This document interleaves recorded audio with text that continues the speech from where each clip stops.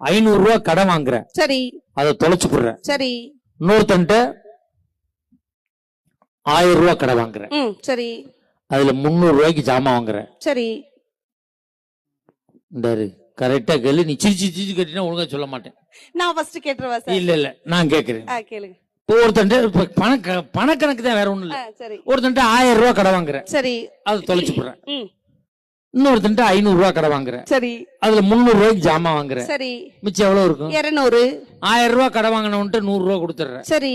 500 ரூபாய் கடன் வாங்கினவன்ட்டு 100 ரூபாய் கொடுத்துறேன். சரி. இப்ப 1000 ரூபாய் கடன் வாங்கினவனுக்கு நீ எவ்வளவு கொடுக்கணும்? 900 ரூபாய். 500 ரூபாய் கடன் வாங்கினவனுக்கு எவ்வளவு கொடுக்கணும்? 400 ரூபாய். 900 400 எவ்வளவு? 1300. நீ எவ்வளவுக்கு ஜாமான் வாங்கின? 300. 1300 எவ்வளவு? 1600. நீ வாங்கின கடன் மொத்தம் எவ்வளவு?